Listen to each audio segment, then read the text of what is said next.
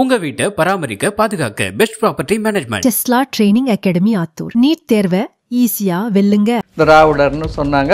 ஒட்டுமொத்தமா எல்லாரையும் சேர்த்து சொன்னாங்க. இப்போ ஆந்திரான்றது தெலுங்குன்றது ஒரு 1500 ஆண்டுக்கு முன்னாடி தமிழ்ல இருந்து பிரிஞ்சு போன மொழி. மலையாளம் 700 ஆண்டுக்கு முன்னாடி, கன்னடம், தமிழ்ல சமஸ்கிருதம் கலந்து இந்த மொழிகள்லாம் உருவாச்சு. அதனால இதுக்கு ஒரு பொது பேர் வேணும்னு கால்டுவெல் தான். அதுக்கு முன்பே மனு நீதி காலத்திலிருந்தே இருக்கு திராவிடன்றது. மகாபாரதத்துல கூட 56 தேசங்கள் குறிப்பிடப்பட்டிருக்கின்றன. அந்த 56ல் திராவிடம் ஒரு தேசம் இருக்கு. பாண்டிய நாடு இருக்கு, சோழ நாடு இருக்கு, ஆனா திராவிட நாடும் இருக்கு அந்த 56ல். இன்றைய சூழல்ல ஒரு ஆரியம் அப்படிங்கிற அந்த ஒரு தத்துவம் தமிழ்ல இருக்கக்கூடிய எல்லாவற்றையும் அபகரிக்கிறது, அடையாளங்களை திரிவு செய்கிறது அப்படிங்கிற குற்றச்சாட்டு இருக்கு. நீங்க இதை உண்மைன்னு நினைக்கிறீங்க? இல்ல, அது உண்மைதான். இன்னைக்கு நீங்க செய்தித்தாள்ல பாத்தீங்கன்னா அந்த புதிய சங்கராச்சாரி பொறுப்பேற்கிறதுக்கு விளம்பரம் காஞ்சி சங்கர மடத்துல அதுல பாத்தீங்கன்னா பாதிக்கு பாதி வட சொல்லு, அந்த சா எல்லாம் வடமொழி சா, சி எல்லாம் வடமொழி சி, அது போல போட்டு இது பண்ணுவாங்க. ஆரியத்துக்கும் சற்றும் குறையில்லாம ஆரியம் என்ன நல்ல வேலையெல்லாம் செய்யுதா, அபகரிக்குதா, திரிபுவாதம் செய்தா, அது போன்று சமஸ்கிருதத்துல இருந்து தமிழ் வந்ததுன்னு அவங்க சொல்றாங்களா? இவங்க திராவிட மொழி குடும்பத்துல ஒன்றுதான் தமிழ்னு சொல்றாங்க. இப்போ கீழடி திராவிட நாகரிகம்னு இவங்க சொல்லிடுறாங்க. அவங்க ஏன் இங்க வள்ளலார் கோயில அவர் வள்ளலார் இந்துன்னு சொல்ல மாட்டாங்க? இவங்களே தான் கிட்டத்தட்ட வள்ளலார் திராவிடர்னு சொல்லிடுவாங்க போல இருக்கு. அப்போ ஏதோ ஒரு வகையில தமிழுக்கோ அல்லது தமிழருக்கோ இருக்கிறத இவங்க 2 பேரும் தான் பிரிச்சுக்கிறாங்க அப்படிங்கிற இந்த குற்றச்சாட்டுகளை தமிழ் தேசியவாதிகள் இப்போ முன்வைக்கிறாங்க. அதான் பிரிச்சுக்கிறாங்கன்றது இல்ல, தமிழ் தான் மூத்த மொழின்னு இப்ப கால்டுவெல்ல சொல்லியிருக்காரு. தமிழ் தான் மூத்த மொழி, தமிழ் இருந்து தான் அதெல்லாம் ஒரே குடும்பம்னு சொன்னாலும் தமிழை தான் முதன்மைப்படுத்துறாங்க. இப்ப கீழடி நாகரிகம் எதுவாக இருந்தாலும் தமிழர் நாகரிகம்ன்றத இப்ப முதலமைச்சர் கூட அறிவிச்சாரு. 5300 ஆண்டுகளுக்கு முன்னாடி தமிழர் நாகரிகம் தான் சொன்னார வழி அதை திராவிட நாகரிகம். நீங்க அரசுடைய செய்தி தொடர்புத்துறை விளம்பரத்துல வருது இல்லைங்களா, அதுல எல்லாம் தமிழர் நாகரிகம் வருதுங்க. திராவிட அறிவுத்தளத்துல இயங்கக்கூடியவர்கள் ஒரு இடத்துலயும் கூட அது தமிழ்னு பதிவு பண்ணாம திராவிடம் தான் பதிவு பண்றாங்க.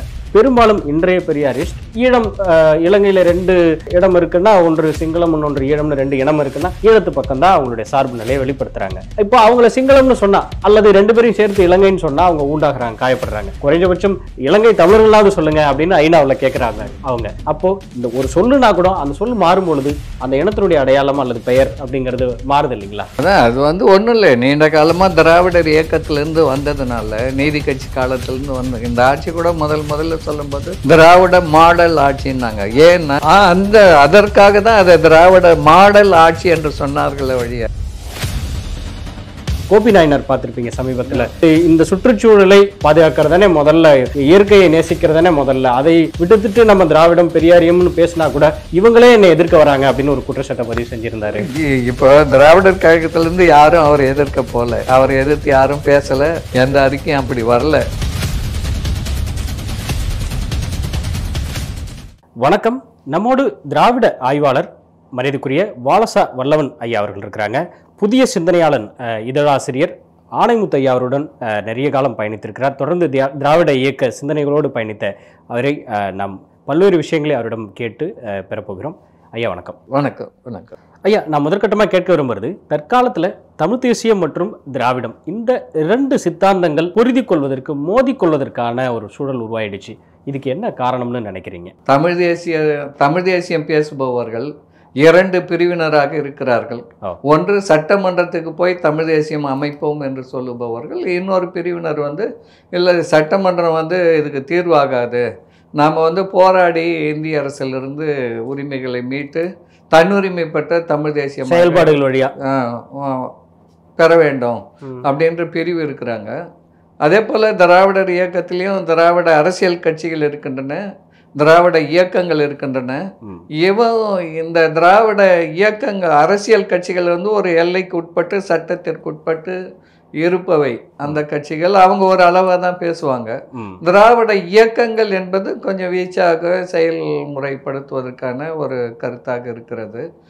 திராவிடம் என்று பேசினாலும் பொதுவாக தமிழர் நலன் அதை சார்ந்துதான் பேசுகிறார்கள். பெயரளவில் திராவிடம் என்று இருக்கிறதே தவிர அதை சார்ந்துதான், தமிழர்களை சார்ந்துதான் தமிழ் மொழி, இனம், பண்பாடு, விடுதலை அதை தொடர்பாக தான் பேசுகிறாங்க. இங்கே வந்து யாருமே இப்போ பெரியார் உள்பட சொல்கிறேன், தமிழ்நாடு தமிழருக்கேன்னு தான் சொன்னார். அவர் ஒரு நாளும் தெலுங்கு நாடு தெலுங்கருக்கே, கன்னட நாடு கன்னடருக்கேன்னு சொல்லல. இன்னும் சொல்ல போனால் 5/5/1960 தமிழ்நாடு நீங்கிய இந்திய தேசிய வரைபடத்தை எரித்தார், இந்திய ஆதிக்கத்துக்கு எதிராக. அப்போ தமிழ்நாடு நீங்கிய, அப்போ ஆந்திராவும் தான் எரிஞ்சது, கர்நாடகாவும் தான் எரிஞ்சது, எல்லாம் தான் எரிஞ்சது. அதை 4000 பேர் கொளுத்துனாங்க அந்த படத்தை. அது போல, அதாவது பேருக்கு தான் அது திராவிடர் கழகம்னு இருந்ததே தவிர, ஆனால் தமிழருக்கான ஒரு உரிமை உள்ள இயக்கமாக, தமிழருக்கான முழு விடுதலை உள்ள இயக்கமாக அது இருந்தது. நாம் திராவிட அரசியல் கட்சிகள் செய்கிற தவறுகளை வைத்து திராவிட சித்தாந்தமே தவறானது, இது மோசமானது அப்படின்னு சொல்ல முடியாது. இந்தியம் என்பது நம்மை அடக்கி ஒடுக்க நினைக்கிறது. திராவிடம் வந்து அதிலிருந்து விடுதலை பெற்று நம்மை விடுவிக்க வேண்டும் என்று போராடிய இயக்கம். அதனால ரெண்டுக்குமே வேறுபாடு. பேர் இருந்தாலும் இந்த மண்ணுக்கானது, மக்களுக்கானது, அப்படிதான் செயல்பட்டது கடந்த காலங்களில். இப்போ நீங்கள் முதல்வர் ஐயா பார்த்தீங்கன்னா பிலாங்ஸ் டு திராவிடியன் ஸ்டாக்னு ட்விட்டர் பேஜில் மேலேயே வச்சுருப்பார். நான் திராவிட இனத்தை சேர்ந்தவன்னு புரிஞ்சுக்கலாம் அப்படின்னா. இதே கொஞ்ச வருஷத்துக்கு முன்னாடி திருமாவளவன் அவர்கள் ஒரு கருத்தியல் பதிவிப்பார், திராவிடம் அப்படிங்கிறது அது ஒரு இனமோ நிலவரையறையோ கிடையாது, அது ஒரு சித்தாந்தம் அல்லது ஒரு சிந்தனை ஃபார்மேஷன் அப்படின்னு. இப்படி ஒவ்வொருவரும் திராவிடத்துக்கு இது சிந்தனை வடிவம் தான், இல்லை இது நிலவரையறை, சவுத் இந்தியா முழுக்க இருக்கிறவங்கள திராவிடம் சொல்கிறோன்னு ஒருத்தர் சொல்கிறாங்க. எதை ஏற்பது? அதுதான் இப்போ வந்து திராவிடம் என்பது நீண்ட காலமாக வட இந்தியர்கள் தென்னிந்தியர்களை குறிக்க பொதுவாக பயன்படுத்திய ஒரு சொல் தான். அவங்க பார்வையில் அவங்க வச்சது தான் அது. வந்து இவங்களெல்லாம் குறிக்கிறதுக்கு தமிழர்னு சொல்கிறதுக்கு பதிலாக திராவிடர்னு சொன்னாங்க. ஒட்டுமொத்தமாக எல்லாரையும் சேர்த்து சொன்னாங்க. இப்போ ஆந்திரான்றது, தெலுங்குன்றது ஒரு 1500 ஆண்டுக்கு முன்னாடி தமிழ்லேருந்து பிரிஞ்சு போன மொழி. மலையாளம் 700 ஆண்டுக்கு முன்னாடி, கன்னடம், தமிழில் சமஸ்கிருதம் கலந்து இந்த மொழிகள்லாம் உருவாச்சு. அதனால் இதுக்கு ஒரு பொது பேர் வேணும்னு கால்டுவெல் தான் திராவிட மொழி இலக்கணம் அந்த இது நூல் ஒப்பாய்வு நூலை செய்தார். ஒப்பிலக்கண நூலை வந்து தொகுத்தார். அதுக்கு முன்பே மனு நீதி காலத்திலிருந்தே இருக்குது திராவிடன்றது. மகாபாரதத்தில் கூட 56 தேசங்கள் குறிப்பிடப்பட்டிருக்கின்றன. அந்த 56இல் திராவிடம் ஒரு தேசம் இருக்குது. பாண்டிய நாடு இருக்குது, சோழ நாடு இருக்குது, ஆனால் திராவிட நாடும் இருக்குது அந்த 56இல். அப்படி நீண்ட காலமாக திராவிடம் என்ற சொல் வந்து வழக்கத்தில் இருந்தது, ஒரு பகுதியை குறிக்கும் சொல்லாக தான் இருந்தது. அப்போ இந்த சென்னை மாகாணமாக இருக்கும்போது பொதுவாக இதை வந்து எல்லாரையும் சேர்த்து ஒட்டு மொத்தமாக இப்போ நீதி கட்சி உருவானது இல்லையா 1916. அவங்க ஒரு எல்லா மொழியினரும் சேர்ந்து இருக்கிறதுனால திராவிடம், தமிழில் தொடங்கிய 4 ஏட்டுக்கு பேரே திராவிடன் தான் 1917 நீதி கட்சியினுடைய ஏட்டுக்கு. அப்போ திராவிடன் இருந்தது. நமக்கு வந்து மொழிவாரி மாநிலம்ன்றது 1956 தான் பிரியுது. இப்போ பெரியார் நான் சொன்ன நீதி கட்சி தலைவராக தேர்ந்தெடுக்கப்பட்ட பிறகு அவங்க வற்புறுத்தினாங்க திராவிடம்னு சொன்னார்னு. ஆனால் அதே பெரியார் 1956 நவம்பர் 1 மொழிவாரி மாநிலம் பிரிந்த பிறகு அவர் வந்து தமிழ்நாடு தமிழருக்கேன்னு மாற்றினார். எல்லோரும் பிரிஞ்சு போயிட்டாங்க, இனிமேல் நாம் தனியாக இருக்கிறோம். அப்போ தமிழ்நாடு தமிழருக்கேன்னு பெரியார் வந்து 56 நவம்பர் 1 பிரியுது. நவம்பர் 5ஆம் தேதி திருச்சியில் செயற்குழு கூட்டி தீர்மானம் போட்டு அதற்கு பிறகு 17 ஆண்டுகள் அவர் மறையும் வரை தமிழ்நாடு தமிழருக்கேன்னு தான் சொன்னார். இடையில் ஒரு நாளும் அவர் திராவிட நாடுன்னு சொல்லலை.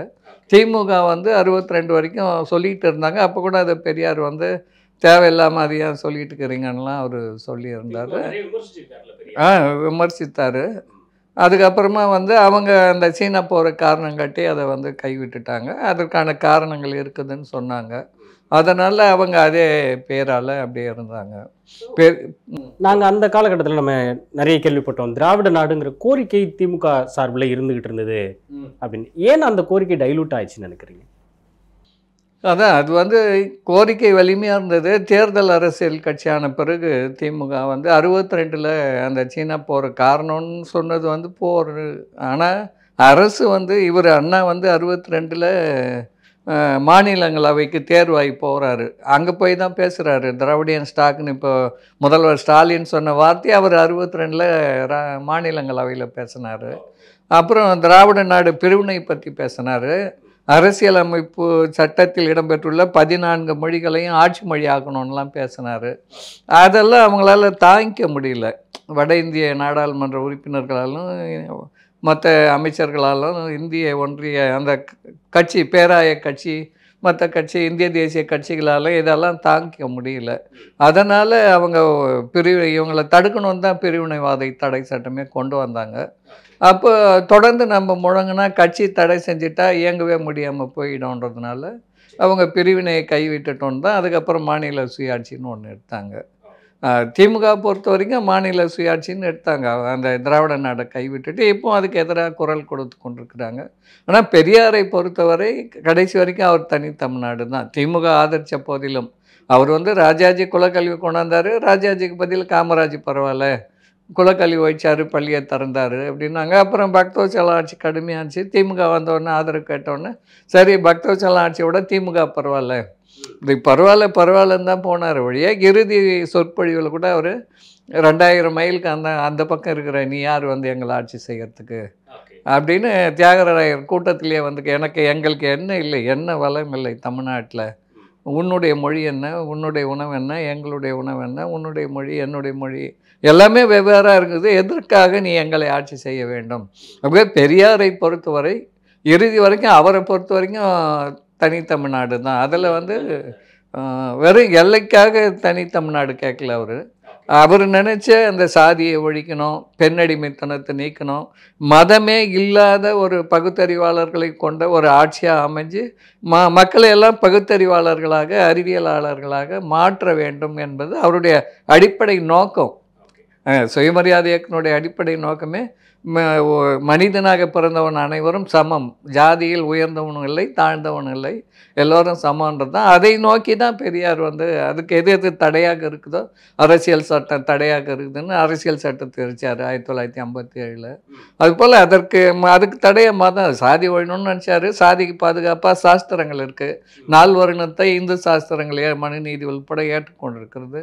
சாஸ்திரங்களை மதம் காப்பாற்றுது, மதத்தை கடவுள் காப்பா. அப்போ ஆணி வேரில் கை வைக்கணும்னு தான் அவர் கடவுளே இல்லை என்ற அடிப்படையில் சாதி ஒழிப்பு தான் அவருடைய நோக்கமாக இருந்தது. இன்றைய சூழலில் நீங்கள் ஒரு ஒரு ஆரியம் அப்படிங்கிற அந்த ஒரு கான்செப்ட் அல்லது அந்த ஒரு தத்துவம் தமிழில் இருக்கக்கூடிய எல்லாவற்றையும் அபகரிக்கிறது, அடையாளங்களை திரிவு செய்கிறது அப்படிங்கிற குற்றச்சாட்டு இருக்குது. நீங்கள் இதை உண்மைன்னு நினைக்கிறீங்க? இல்லை, அது உண்மைதான். இன்னைக்கு நீங்கள் செய்தித்தாளில் பார்த்தீங்கன்னா அந்த புதிய சங்கராச்சாரி பொறுப்பேற்கிறதுக்கு விளம்பரம் காஞ்சி சங்கர மடத்தில் அதில் பார்த்தீங்கன்னா பாதிக்கு பாதி வட சொல்லு, அந்த சா எல்லாம் வடமொழி சா, சி எல்லாம் வடமொழி சி, அது போல் போட்டு இது பண்ணுவாங்க. இப்போ காசி சங்கமுன்னு தொடர்ந்து நடத்துகிறாங்க. அதுக்கப்புறம் இப்போ அகத்தியர்னு ஒன்று விட்டுறாங்க. அகத்தியன்றது ஒரு கற்பனை பாத்திரம்தான். ஒரு ஆரிய முனி, அவன் தான் தமிழுக்கு இலக்கணமே செய்து கொடுத்தான் அப்படின்னு பாரதியார் கூட எழுதியிருக்கிறாருன்னு வச்சுங்களேன். அப்போ தமிழ் தொன்று தொட்டு நீண்ட காலமாக நமக்கு வரலாறு தெரியாத காலத்திலிருந்தே தமிழ் இருக்குது. இன்னும் நம்மளால் அது எத்தனை ஆயிரம் ஆண்டுகளுக்கு முன்னிருந்து அறிய முடியாமல் தான் இருக்குது. தோராயமாக தான் சொல்கிறோம் நம்ம. ஆனால் அப்படிப்பட்ட ஒரு மொழியை இது வடமொழியிலிருந்து வந்தது அப்படின்னு வேணும்னே நீண்ட காலமாக இவங்க பல்லவர்கள் ஆட்சியிலேயே பார்ப்பனர்கள் நிறைய தொல்காப்பியத்திலேயே ஊடுருவல் இருக்குது. குறைவாக இருந்தாங்க. நாளடைவில் பல்லவர் ஆட்சி, பிற்கால சோழர்கள், இதிலெல்லாம் பாண்டியர்கள், இதிலெல்லாம் பார்ப்பன அதிகமாக இருந்தது. அதனால் அவங்க கட்டுப்பாட்டில் கோயில் இதெல்லாம் வச்சுக்கின்னு எல்லா கோயிலும் இன்றைக்கும் சமஸ்கிருதம் தான் இருக்கிற மாதிரி பண்ணுறாங்க.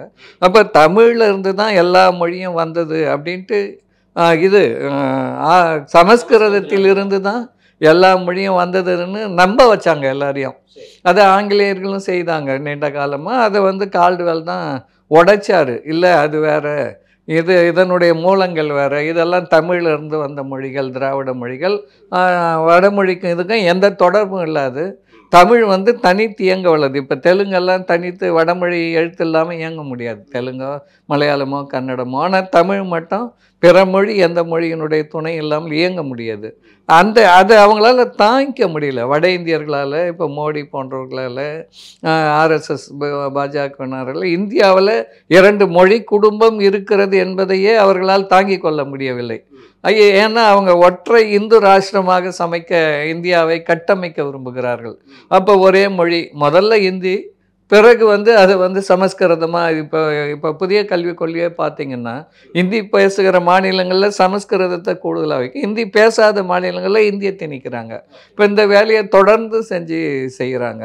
ஆகவே இதை அழிக்கணுன்றது திட்டமிட்டு அவங்களுக்கு வந்து இதை இந்தியாவை ஒற்றை தேசமாக இந்து ராஷ்டிரமாக மாற்றுவதற்கு தடையாக இருக்கிறது. திராவிட இயக்கம் தடையாகுது, தமிழ் மொழி தடையாக இருக்குது, தமிழ் மொழிக்கு அரணாக திராவிட இயக்கங்கள் இருக்கின்றன, தமிழ் இயக்கங்கள் இருக்கின்றன. ஆகவே இதன் மீதான தாக்குதலை அவர்கள் தொடுக்கிறார்கள். நாம் எதிர்த்து 2000 ஆண்டாக எதிர்த்து வரோம், திருவள்ளுவர் காலத்திலிருந்தே எதிர்த்து வரோம். பிறப்போக்கும் எல்லாம் உயிர்க்கும்னு அவர் சொன்னதே மனுநீதிக்கு எதிராக தானே. அதனால் ஆரியத்துக்கும் சற்றும் குறையில்லாமல் ஆரியம் என்ன நல்ல வேலையெல்லாம் செய்யுதா, அபகரிக்குதா, திரிபுவாதம் செய்யுதா, அடையாளத்தை அழிக்க பார்க்குறதா, நீங்கள் சொல்கிற அந்த தனித்தனி தேசிய இனங்களுடைய எல்லை கோட்டுகளை அழித்து ஒற்றை தேசியமாக மாற்ற பார்க்கிறதா, அதே தான் திராவிடம் செய்யுது. தனித்தனி மாநிலங்களுடைய அந்த தனித்தன்மையை எடுத்து நம்ம திராவிடம் அப்படின்னு சொல்லியதே தவிர மற்ற தென்னிந்திய மாநிலங்களில் திராவிடம்னா என்னன்ற புரிதல் இல்லை. அதுபோன்று சமஸ்கிருதத்திலேருந்து தமிழ் வந்ததுன்னு அவங்க சொல்கிறாங்களா, இவங்க திராவிட மொழி குடும்பத்தில் ஒன்று தான் தமிழ்னு சொல்கிறாங்க. இப்போ கீழடி திராவிட நாகரிகம்னு இவங்க சொல்லிடுறாங்க. அவங்க ஏன் வந்து இங்கே வள்ளலார் கோயிலில் அவர் வள்ளலார் இந்துன்னு சொல்ல மாட்டாங்க, இவங்களே தான் கிட்டத்தட்ட வள்ளலார் திராவிடர்னு சொல்லிடுவாங்க போல இருக்கு. அப்போ ஏதோ ஒரு வகையில் தமிழுக்கோ அல்லது தமிழருக்கோ இருக்கிறத இவங்க 2 பேரும் தான் பிரிச்சுக்கிறாங்க அப்படிங்கிற இந்த குற்றச்சாட்டுகளை தமிழ் தேசியவாதிகள் இப்போ முன்வைக்கிறாங்க. அதான் பிரிச்சுக்கிறாங்கன்றது இல்லை, தமிழ் தான் மூத்த மொழின்னு இப்போ கால்டுவெல்லே சொல்லியிருக்காரு. தமிழ் தான் மூத்த மொழி, தமிழிலிருந்து தான் அதெல்லாம் ஒரே குடும்பம்னு சொன்னாலும் இதிலிருந்து சிதைஞ்சு போனது தான். இது வந்து வேறு எந்த மொழியினுடைய உதவியும் இல்லாமல் இயங்கக்கூடியது. இது செம்மொழின்ற சொல்ல கூட கால்டுவெல் சொல்லியிருக்காரு தமிழுக்கு, வேறு எதுக்கும் சொல்லலை அவருடைய இதுவில். அப்போ இப்போ வந்து இவங்க வந்து தமிழை தான் முதன்மைப்படுத்துகிறாங்க. இப்போ கீழடி நாகரிகம் எதுவாக இருந்தாலும் தமிழர் நாகரிகன்றதை இப்போ முதலமைச்சர் கூட அறிவித்தார். 5300 ஆண்டுகளுக்கு முன்னாடி தமிழர் நாகரிகம் தான் சொன்னார் வழி, அதை திராவிட நாகரிகம் இல்லை. நீங்கள் அரசுடைய செய்தி தொடர்புத்துறை விளம்பரத்தில் வருது இல்லைங்களா, அதிலெல்லாம் தமிழர் நாகரிகம்னு வருதுங்க ஐயா. இன்டலெக்சுவல்ஸ் எழுதுகிற முகநூல் பதிவுகளில் இவங்க தான் அவர்களுக்கு இப்போ முதல்வர் சொல்கிறாருன்னா அதுக்கு பின்னாடி தரவுகள் கொடுக்குறாங்க இல்லைங்களா, அந்த தரவுகள் கொடுக்கறதே இந்த அறிவுத்தளத்தில் இயங்கக்கூடிய ஆன்றோர்கள் தான். இவங்க தங்களுடைய முகநூலில் எழுதும் போதோ, மருத்துவர் ஷாலினி நல்ல ஸ்போக்ஸ் பர்சன் அவர்கள் பேசும்பொழுதோ தொல் திராவிட நாகரிகம் தான் சொல்லுவாங்க. இப்படி திராவிட அறிவுத்தளத்தில் இயங்கக்கூடியவர்கள் ஒரு இடத்துலையும் கூட அது தமிழ்னு பதிவு பண்ணாமல் திராவிடம் தான் பதிவு பண்ணுறாங்க. ஆனால் அஃபிஷியலாக வருது பாருங்க, அஃபிஷியலாக வருது எல்லாமே தமிழ்னு வருது. இந்த முரண்பாடு இருந்துகிட்டே இருக்கு. ஒரு விதத்துல தமிழ் தேசியவாதிகளுக்கு மேல இருக்கிற குற்றச்சாட்டுகளை நீங்க முன்வைங்க, அதுவும் நான் அடுத்துதான் வரேன். பட் இந்த குற்றச்சாட்டுகளுக்கு உங்களுடைய பதில் என்னன்னு தான் நான் கேட்கணும்.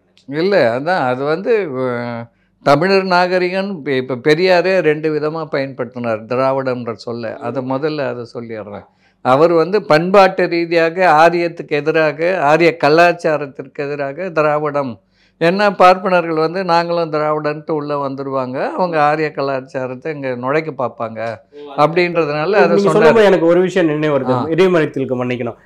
இந்த சங்கரா மடத்தில், காஞ்சி சங்கரா மடத்தில் ஒருத்தர் நியமிச்சிருக்கிறாங்களா, அவரு பேரே கணேச சர்மா திராவிடன். அதான் அது வந்து இங்கே வந்து பஞ்ச திராவிடான்ட்டு தென்னாட்டு பார்ப்பனர்களை மட்டும் 5 வகையான பார்ப்பனர்கள்ன்ற பிரிவு இருக்குது.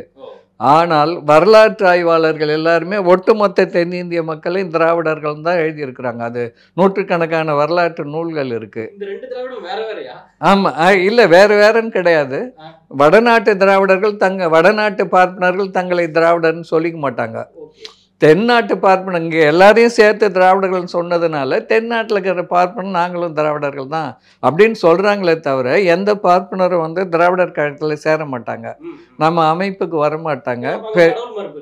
ஆமாம், வரமாட்டாங்க. அவங்க வந்து அந்த பேர் தென்னாட்டில் இருந்ததுனால அந்த பேர் அவங்களுக்கு இருக்குது, அதனால் அது வேறு. அப்புறம் பெரியார் வந்து இனத்தின் அடிப்படைன்னு வரும்போது, பண்பாட்டின் அடிப்படையினும் போது திராவிடர் என்ற சொல்லை பயன்படுத்தினார். இன விடுதலைன்னு வரும்போது தமிழ்நாடு தமிழருக்கு என்னன்னு சொன்னார்.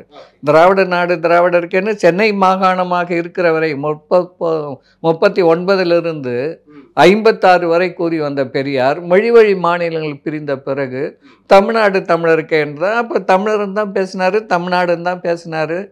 அது பெரியார் வந்து அப்படி அது இனம்ன்ற வகையில் தமிழர் தமிழ்நாடு பயன்படுத்திக்கிட்டாரு. அப்படி தான் நாம் அதை வந்து பார்க்கணும்.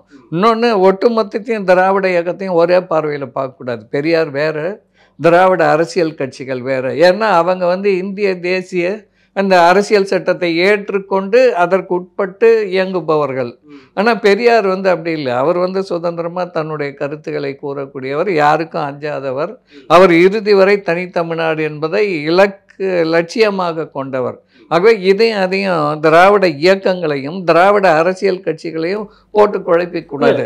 பெரும்பாலும் இன்றைய பெரியாரிஸ்ட் ஈழம், இலங்கையில் 2 இடம் இருக்குன்னா, ஒன்று சிங்களம் இன்னொன்று ஈழம்னு 2 இனம் இருக்குன்னா ஈழத்து பக்கம் தான் அவங்களுடைய சார்பு நிலையை வெளிப்படுத்துறாங்க. இப்போ அவங்கள சிங்களம்னு சொன்னா நீங்க ஒரு வார்த்தை தான் அப்படின்னாலும் கூட, அல்லது 2 பேரையும் சேர்த்து இலங்கைன்னு சொன்னா அவங்க ஊண்டாகிறாங்க, காயப்படுறாங்க. குறைஞ்சபட்சம் நீங்க தனி ஈழம்னு சொல்லலைன்னா கூட பரவாயில்ல, இலங்கை தமிழர்களாவது சொல்லுங்க அப்படின்னு ஐநாவில் கேட்குறாங்க அவங்க. அப்போ இந்த ஒரு சொல்லுனா கூட அந்த சொல்லு மாறும் பொழுது அந்த இனத்தினுடைய அடையாளம் அல்லது பெயர் அப்படிங்கிறது மாறுது இல்லைங்களா? அதான் அது வந்து ஒன்றும் இல்லை. நீண்ட காலமாக திராவிடர் இயக்கத்திலேருந்து வந்ததுனால, நீதி கட்சி காலத்திலேருந்து வந்து இந்த ஆட்சி கூட முதல்ல சொல்லும்போது திராவிட மாடல் ஆட்சின்னாங்க. ஏன்னா நீதி கட்சி காலத்தில் 1920 36 வரைக்கும் இந்த சமூக நீதி நல்லா கரார 100 விழுக்காடு இடஒதுக்கீடு கொடுக்கப்பட்டது. பெண் கல்விக்கு முக்கியத்துவம் குறிப்பிடுவதுதான் திராவிட மாடல். அதற்காக தான் அதை திராவிட மாடல் ஆட்சி என்று சொன்னார்கள் வழியா. அதாவது அந்த ஒர்க்கிங் சிஸ்டத்தை குறிப்பிடுறதுக்காக. ஆமா, அந்த ஒர்க்கிங் சிஸ்டத்தை குறிப்பிடுறதுக்காக தான் திராவிட மாடல் ஆட்சின்னு முதல்ல வந்தது. அதுக்கப்புறம் படிப்படியாக அது அதே பேரில் அப்படியே இயங்குறாங்க. அதுதான் அடிப்படை காரணமே தவிர. ஆனாலும் தமிழர் தமிழ்நாடு இப்போ கூட முதலமைச்சர் வந்து பாரதிதாசன் பிறந்த நாளை ஒட்டி இப்போ இந்த ஒரு கிழமை ஒரு வாரத்துக்கு வந்து தமிழ் பேச்சு போட்டி, கட்டுரை போட்டி, தமிழ் வாரம்ட்டு அறிவித்து ஒரு கிழமை விழாக்கள் நடத்தணும் அப்படின்னு சொல்லி அறிவிச்சிருக்கிறாரு. அரசாங்க அறிவிப்பாகவே வந்திருக்கு. அதனால் தமிழ் மொழி இனம் இப்போ தமிழை எல்லாமே செய்யறதுக்கான முயற்சி. இப்போ டிஎன்பிசியில் கூட இப்போ முன்ன அதிமுக ஆட்சியில் வட இந்தியர்லாம் அங்கே வந்துட்டாங்க வேலைக்கு, அரசு வேலைக்கே. டிஎன்பிசியிலே எழுதலாம், 2 ஆண்டுக்குள்ளே அவங்க 10th 10ஆம் வகுப்பு தேர்வு எழுதினா போதும்னு இருந்தது. அதெல்லாம் மாற்றி முதல்லையே வந்து இப்போ தமிழ் தெரிந்தால்தான் வரணும், தேர்வு எழுதினா தான் ஒரு தாள் கட்டாயமாக வரணும்னு இப்போ அரசாணை மாற்றி போட்டிருக்காங்க. அதே போல் 1ஆம் வகுப்பிலிருந்து 12ஆம் வகுப்பு வரை தமிழ் வழியில் படித்தவருக்கு மட்டும்தான் 20 விழுக்காடு வேலைன்னு இப்போ அரசாணை போட்டிருக்காங்க. அதை கூட இன்னும் அந்த விழுக்காட்டை உயர்த்த வேண்டும். தமிழ் வழியில் எவ்வளவு சதவீதம் மாணவர்கள் படிக்கிறார்களோ விகிதம், அதுக்கேற்ப அது வந்து 60 70 தமிழ் வழியில் எவ்வளவு மாணவர் எண்ணிக்கை இருக்கோ அதுக்கேற்ப வேலை வாய்ப்புலையும் அதே அளவு கொடுக்கணுன்றது தான் சமூக நீதி. அதை அடுத்த கட்டத்துக்கு முதலமைச்சர் வந்து அதை செய்யணும். அதனால் இவங்க பேருக்கு திராவிடன்னு சொல்லிக்கிட்டு இருந்தாலும் தமிழருக்குன்னு தான் செய்கிறாங்க. அதனால் யாருக்கும் எதையும் விட்டு கொடுத்தல. இப்போ மொழிவாரி மாநிலம் பிரிஞ்சது, ஆந்திரா பிரிஞ்சது, சென்னை கேட்டாங்க. இப்போ திராவிடம் பேசின எல்லாருமே சென்னை தமிழ்நாட்டுக்கு வேணும் தான் சொன்னோம். ஆந்திராவுக்கு பெரியார் கூட சென்னை கடற்கரையில் பேசினார் 1/2 1953. நீங்கள் வந்து குத்தனம் இருந்துட்டு பிரிஞ்சு போயிட்டீங்க. ஏன்னா கொஞ்ச நாளைக்கு சென்னை வந்து தற்காலிக தலைநகராக இருக்கட்டும் 5 ஆண்டுக்குன்னு கேட்டாங்க.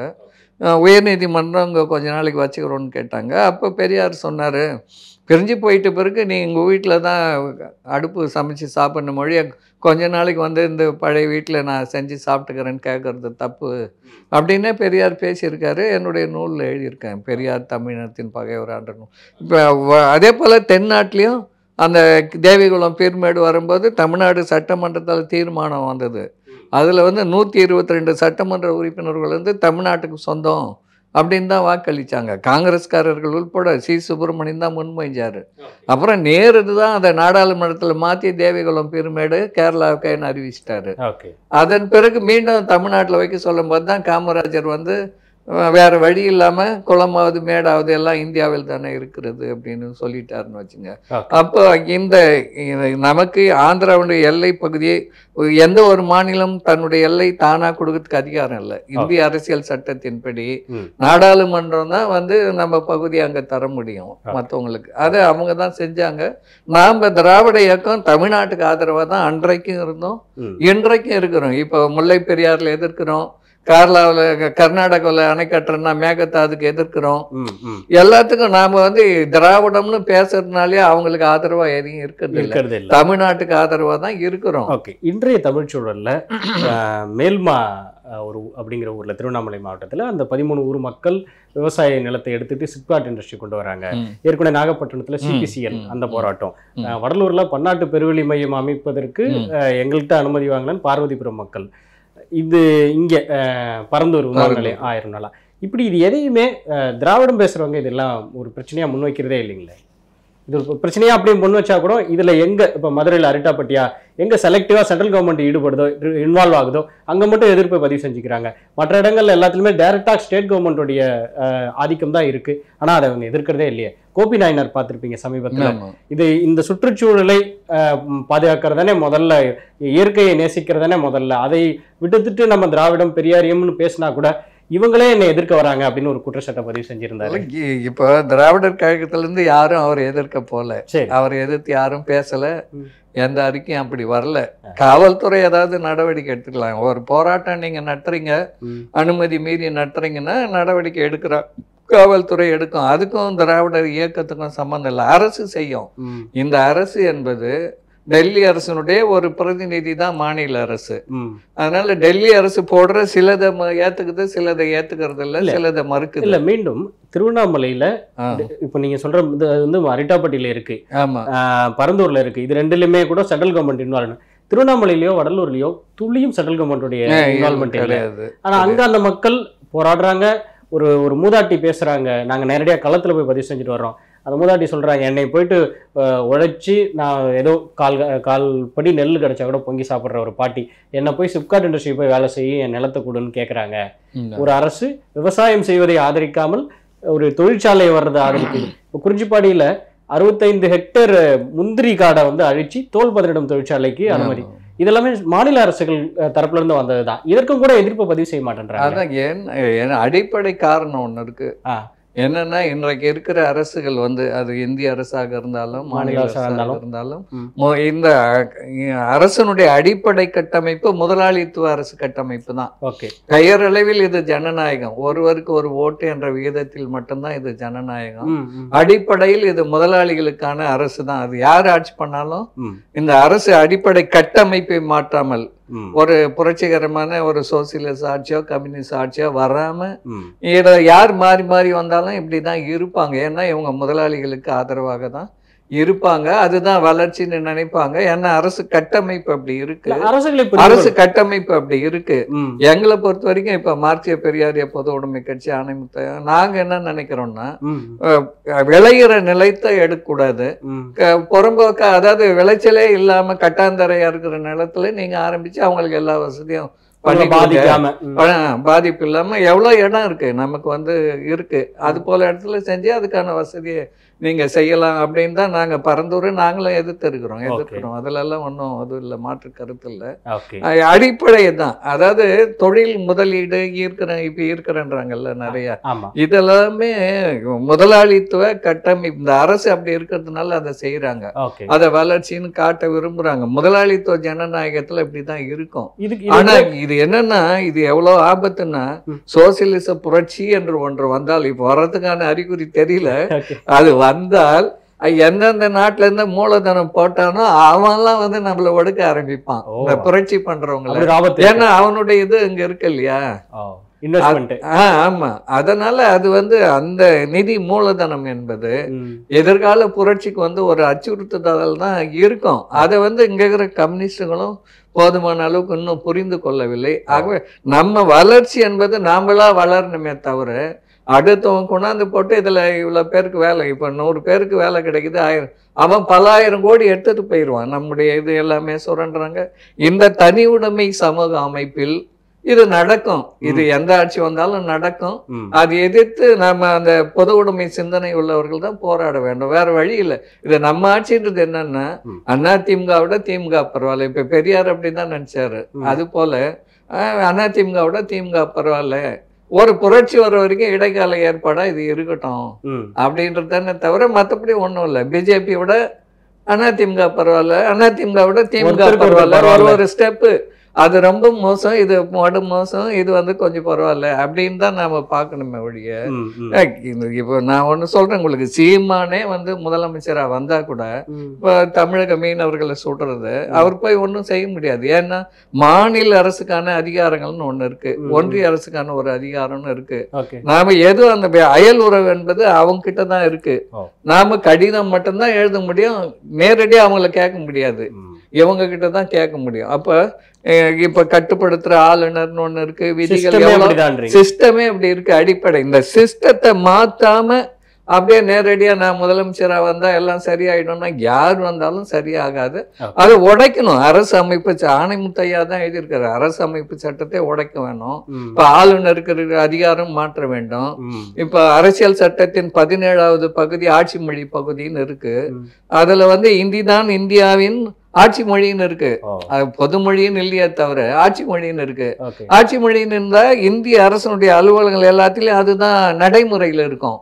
அப்ப தமிழ்நாட்டுல இருந்தாலும் அதுதான் நடைமுறையில் இருக்கும். அதை நாம எதிர்த்து இருக்கணும், எதிர்த்து முறியடித்து அப்ப என்ன செய்யணும்னா அதை வந்து திருத்தம் கொண்டு மறுகட்டமைப்பு செய்யணும். அது மறுகட்டமைப்பு செஞ்சு இப்ப 22 மொழிகள் இருக்கு, இந்த 22 வந்துடணும் தமிழ்நாட்டு எல்லைக்குள்ள வந்து தமிழ்ல தான் இயங்கணும். அது ஒன்றிய அரசு அலுவலகமா இருந்தாலும், தமிழ்நாடு அரசு அலுவலகமாக இருந்தாலும், தனியார் அலுவலகம் தொழிற்சாலைகளாக இருந்தாலும் தமிழ்நாட்டு எல்லைக்குள்ள தமிழ்ல தான் இது வரணும்.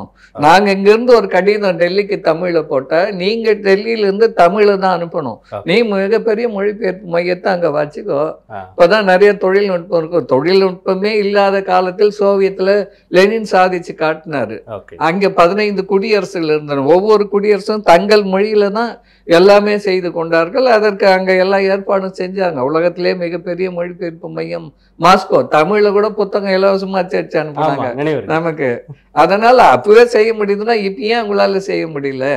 ஆகவே அரசு அமைப்பு சட்டத்தில் இந்த மாற்றங்களை ஏற்படுத்துவதற்கு மக்களிடையே நாம வந்து நிறைய தீவிர பிரச்சாரம் பண்ண மொழிய எனக்கு ஓட்டு போடு, நான் சட்டமன்ற நான் முதலமைச்சரா வந்தா இதை பண்ணிடுவேன், ஆளுநர்னு ஒண்ணு இருக்கு, தேவையில்லை அப்படின்னா அதுக்கு அரசமைப்பு சட்டத்துல மாற்றம் இருக்கணும். இப்ப நீதிமன்ற தீர்ப்பு வந்துச்சு இல்லையா, அதுல கூட நான் என்ன சொல்றேன்னா நீங்க அரசியல் சட்டம் எழுதும் போதே ஆளுநர் எவ்வளவு நாளைக்கு வச்சுக்கலாம்னு எழுதியிருக்கணுமா இல்லையா?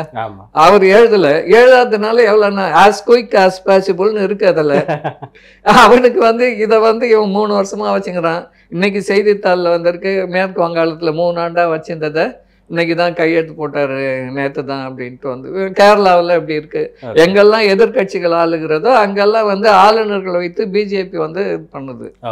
அதை வந்து டெல்லியில் இருக்கிற அதிகார மையத்தை வந்து நம்ம உடைச்சு மாநிலங்களுக்கான அதிகாரங்களை மீட்டு உருவாக்கம் செய்யணும். அப்படி செஞ்சு நம்முடைய பொருளாதாரம் பெரும்பாலான வரி அங்க போயிடுது, நமக்கு கிடைக்கிறது ரொம்ப குறைவு. ஜிஎஸ்டி இருந்தது, இப்ப அதுவும் அங்க போயிட்டு அவங்ககிட்ட திருப்பி கொடுன்னு கேட்கிறோம். அப்ப நாம வந்து தற்சார்பு ஒரு தன்னுரிமை பெற்ற மாநிலமாக ஒரு இறையாண்மை உள்ள தமிழகமாக மாறினாதான் நம்மள வந்து இன்னும் முழுமையா நம்முடைய வளர்த்து கொள்ள முடியும், நம்முடைய உரிமைகளை பெற முடியும், நம்ம வளர முடியும். மற்றவங்க இன்னும் இப்போ காட்டுற வளர்ச்சி வந்து போதுமானது அல்ல.